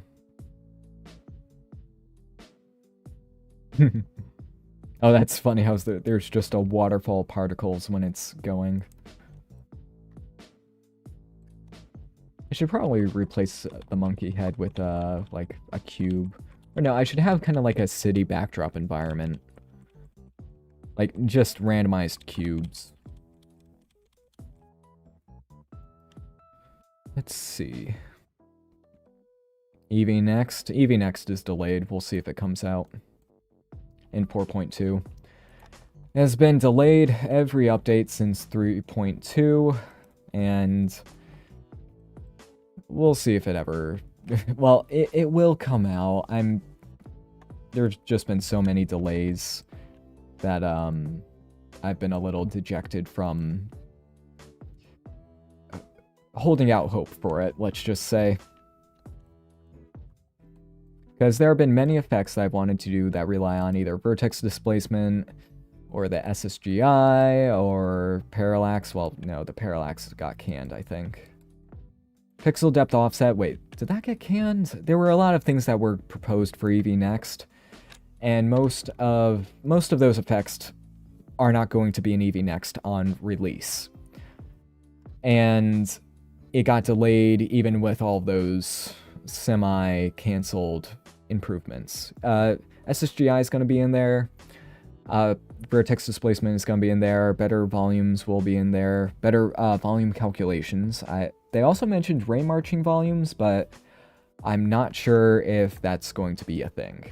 There were just many delays, and 2 years worth of delays, and waiting that long has been not great.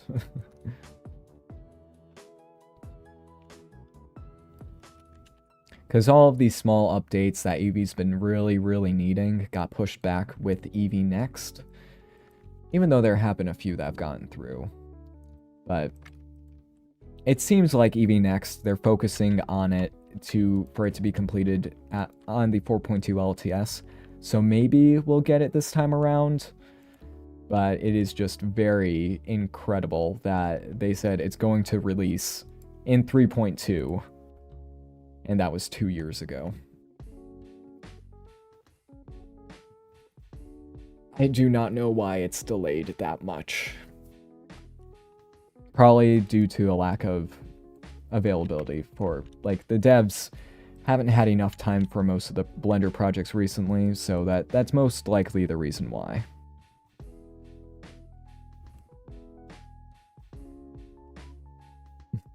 It's funny that he starts gliding.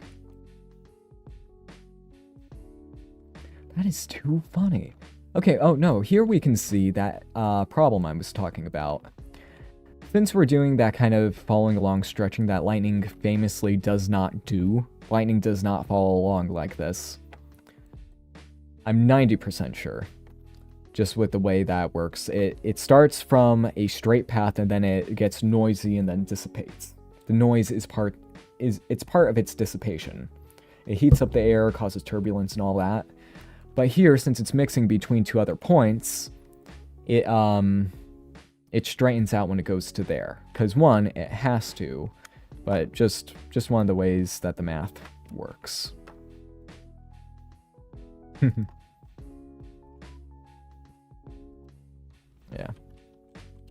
The fading out, I could make it look a bit better because I'm not the biggest fan of it at the moment. We could change it to be a little more like that. I should change the radius to be variable. Like, there's a big jump from an experiment like this into making it an actual product, which is to add in tons of parameters to make everything better. That's set point radius. Set curve radius. It's one thing on the kind of bucket list is to make it so that the geometry inputs can see whether you're working on a curve or points or something like that. Because the amount of times I've said radius and it goes to set point radius on a curved geometry has been way too gosh darn high. Alright, there we go. We now have variable size, variations in the lightning size.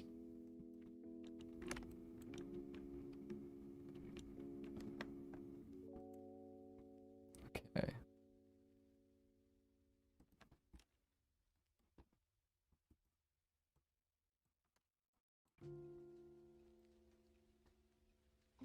And I don't really need the secondary particles. Like, if I were to make this into a product, I probably wouldn't have the secondary particles just because it would make it a lot more inconvenient. Will this be available on Gumroad? If I have time. Well, okay.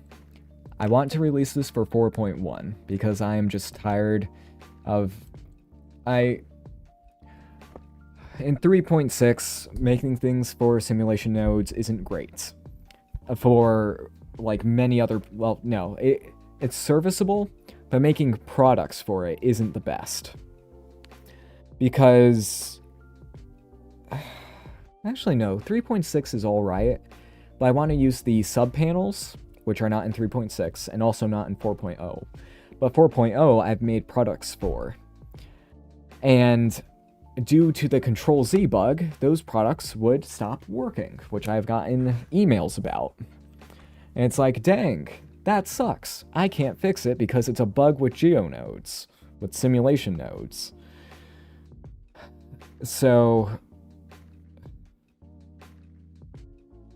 I'm just double checking in my brain that was 4.0 and not an experimental thing. I'm 90% sure it was 4.0. On one of my products, someone was like, wait, why isn't it working? And I was like, oh, there's a bug where you have to restart the file. And they were like, ah, okay. Which, in 4.1, I would be confident in releasing products because it seems like all the simulation nodes bugs have been fixed. Like, for stuff like this, the material bugs don't mean anything. Even in my work, the simulation nodes bugs with materials and the cache haven't interfered because, well, the cache, you just keep it on. Makes sense. If you want to avoid the bug, keep the cache on. You just need to be more aware of it. Having the cache off is very good for testing. And then the material bug, there's workarounds for that for the most part. I haven't run into anything that desperately needs materials in my work. Besides in my personal work I have, but that's another story. But now in 4.1, I can resurrect those projects when I have the time. Some of those projects are over a year old, which is very sad that we had to wait that long for it to be fixed. Well, no, they found out that there was a bug like 9 months ago. 9 months ago? I think. Either 7 or 9 months ago. And now it got fixed like a week ago. So in 4.1, it'll be fixed. It just took a really long time. But now, making products, I can feel confident that I'm not working with something that's feature complete.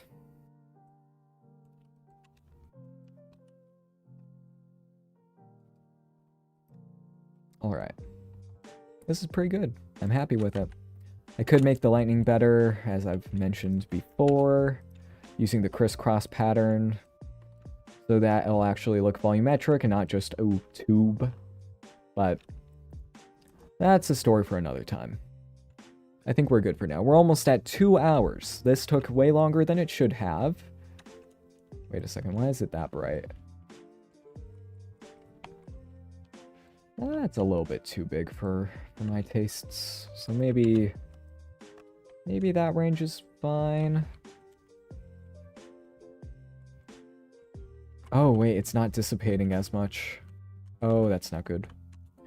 Alright. I think we need to make it so that the displacement will happen over its entire lifetime because of that stretching issue. Let's take a look at this in slow motion. Yeah, okay, yep, that's fine. I can keep that in there just to change it, but not necessary. Okay, so overall, the system isn't that bad. Should I use more node groups? Absolutely. Am I going to? Not at the moment. Just because I need to set the point radius to be 0 to make it an actual usable product on the points so that they won't be visible in cycles renders. That's good.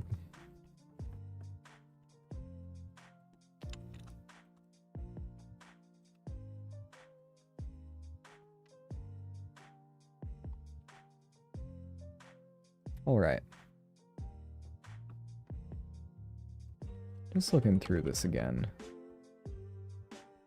It's a little hard to tell when they actually hit because there's so many spawning in.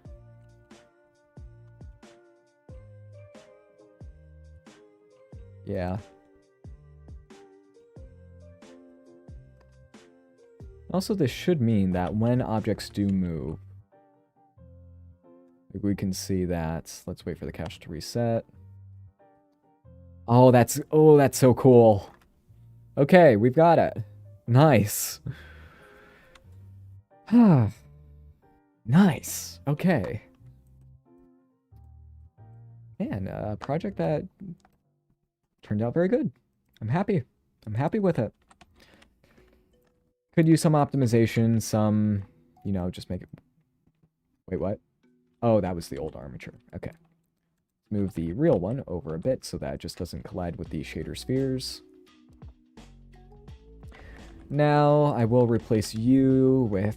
Yeah, let's put the finishing touches on this so that it can be good enough to post. Let's see. Let's go new. You need to be in the collider collection.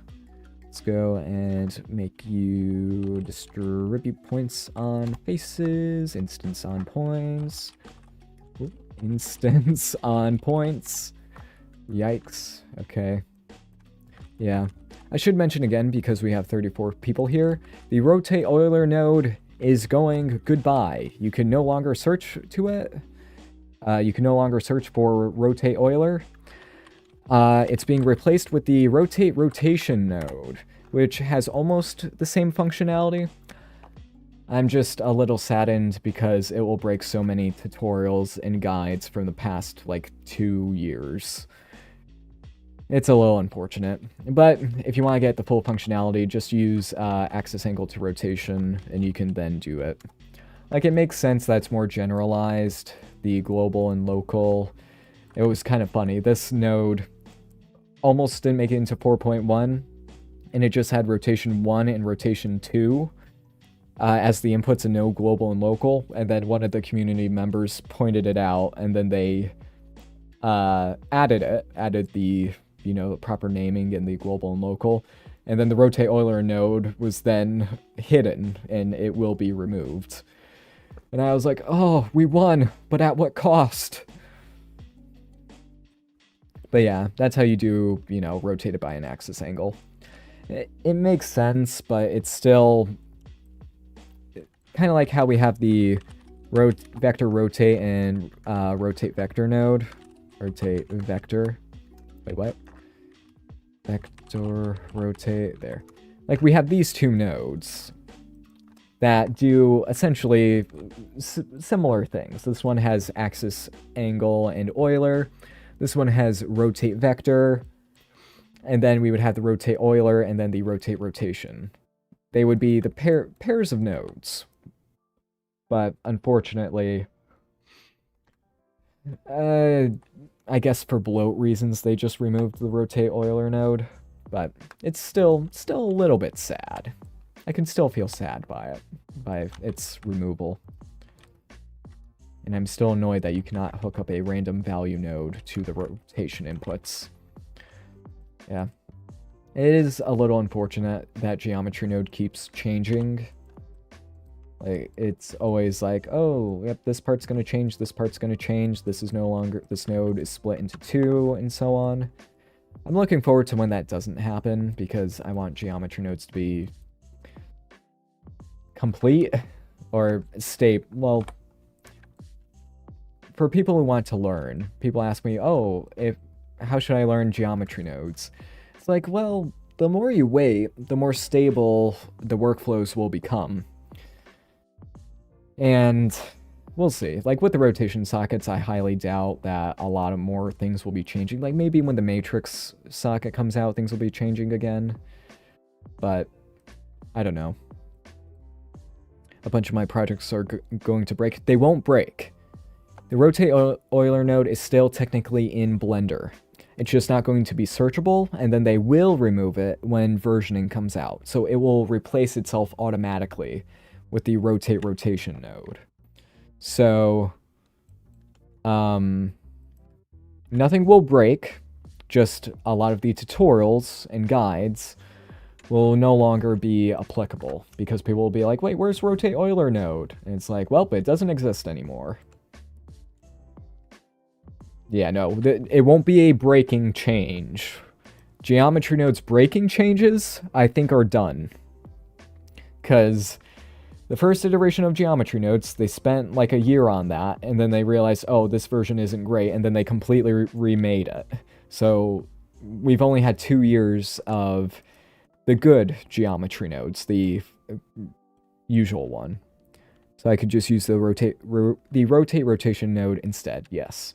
The functionality should be almost the same, except you need to use the axis angle to rotation node to replace the axis angle input. So, a little annoying, but it is what it is. It seems to be a habit of geometry nodes to split one node into two, which gives more functionality, like with the sample nodes. Like, there used to be just, like, sample or transfer attribute, it was. And then they split it into sample index and then sample nearest. But it's still a little bit annoying when established workflows get changed. Little annoying. But I think we're 95% past changes happening. There might be a few left, but I highly doubt that we'll be getting any more. Alright, okay. I think this is good. I can get rid of the gigantic monkey head, which is very funny. Then I could just do this, and then boom, we have a showcase of the lightning. And I'll just move the armature back. So we can have, you know, let's set up another camera. Or no, I could just use this one. I've also marked this test, or this calibration scene, as I like to call it, as an asset, if I ever do intend on sharing it. I'm a little hesitant to share the, like, color calibration and all that, because it's really been overused. From what I've seen, people are like, ooh, it'll make me look more professional, which, true, it will, because that's what professionals use. They use the shader spheres and the color things to make sure that everything is a-okay. So it's good to have, but some people use it when it's not needed.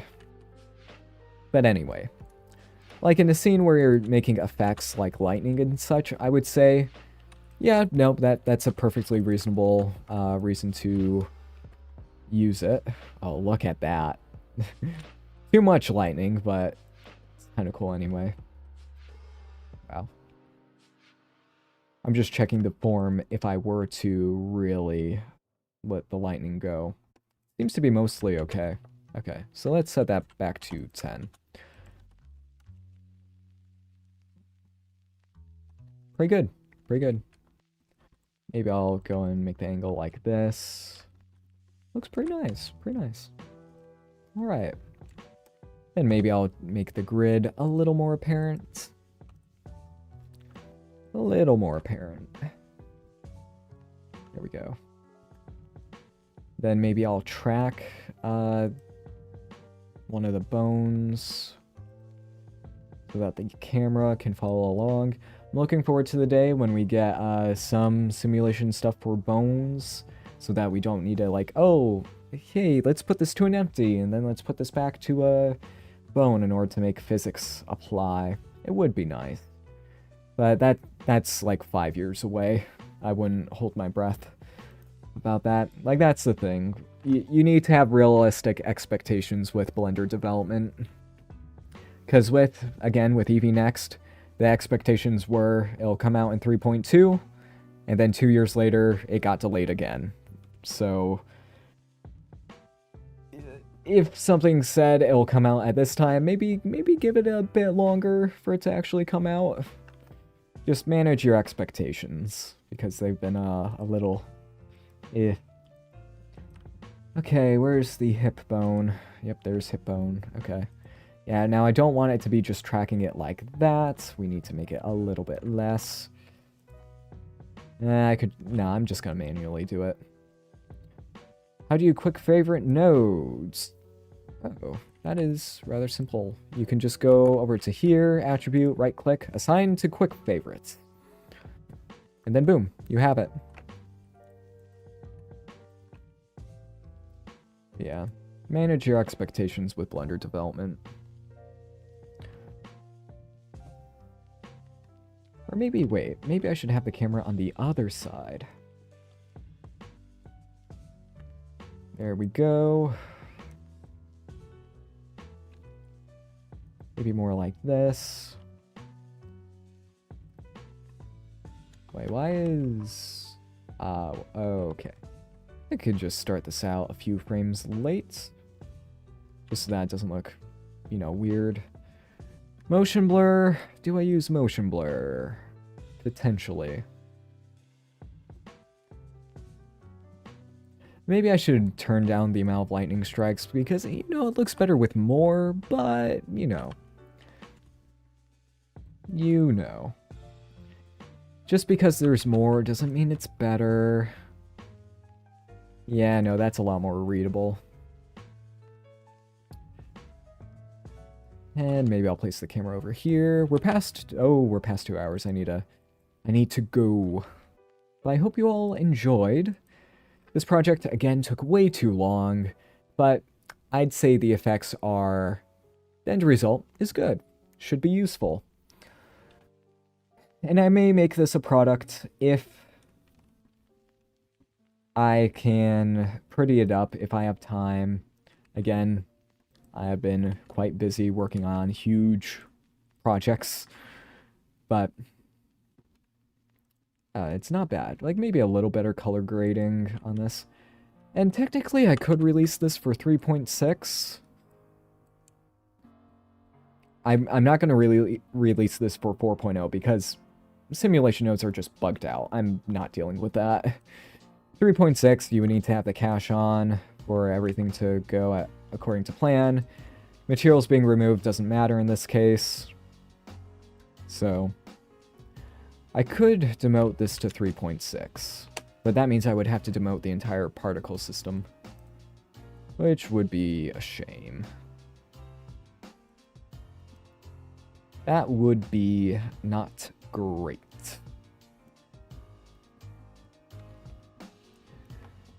But it's possible. I could do it. There we go.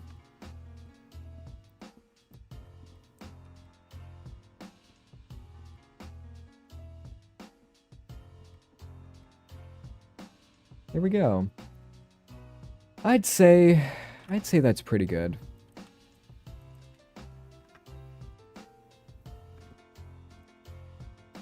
Okay.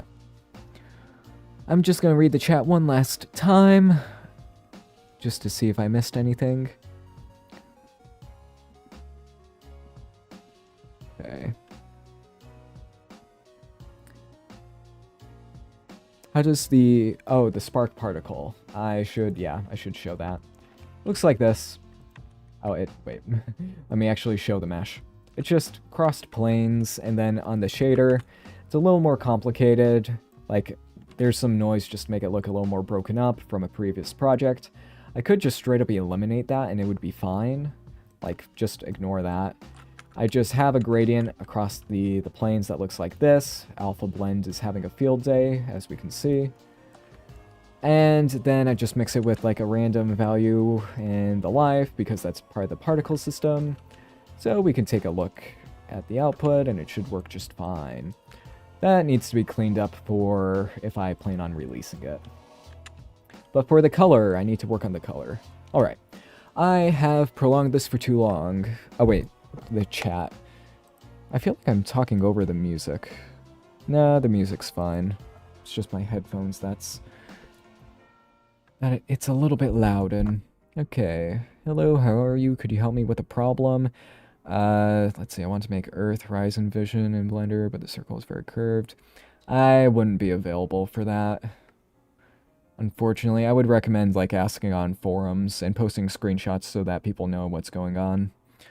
Let's see. I'm a beginner. Do you have any advice on how to learn simulation nodes? It's complicated. I would say my streams can help a little bit, but just think of simulation nodes as applying a node group every single frame. And that's basically what it does. To learn the physics, that's a whole nother problem that you'll, like, to get accurate physics and all that, sometimes you need to read college papers. I've tried reading college papers to do rigid body physics inside of Blender, but I'm still not sure if it's even possible yet, at least at speed. Let's see. Excellent problem solving and great watching your process. The lighting looks great. Good luck with the production content. Ah, thank you. It's been going well. It's been going quite well. But yeah, the lighting, I could make it look a little bit better, like 1% better. And that will mean probably like 2 more hours of work on it. But yeah, and then I would need more work and time if I wanted to make it production ready. I feel like there's too many buildings here. But yeah, anything else? Nope, that should be everything. Can you please tell me what's your PC specifications, and thank you for this amazing work. Ah, you're welcome. I am using an RTX 3060, which for geometry nodes is mostly useless. Geometry nodes is pretty CPU bound, so make sure you have a good CPU. I have an Intel i5 11th generation or 12th, I forget which, processor. I've been told that that is very mid to low range for a processor, which, yeah, fair enough. So with geometry nodes, if you want to do geonode stuff, get a better processor. Again, GPUs are mostly useful if you're rendering. They're useful if you're rendering, but for other stuff, it's not the most important thing. But in this case, since I use Eevee, even that is not the worst because my render times are like 2 seconds flat, which, since this Eevee is supposed to be a real-time engine, it would be nice if we got that down to frames per second instead of seconds per frame. Maybe, well, actually no. In Eevee Next, performance has been very not good. In, like, scenes with grass blades, like, I did a test, I think I streamed this, but it would be 60 frames per second in regular Eevee, and then in Eevee Next we would get a crisp 3 frames per second, which wasn't great. And then rendering would probably be even slower because, you know, the samples need to actually go through.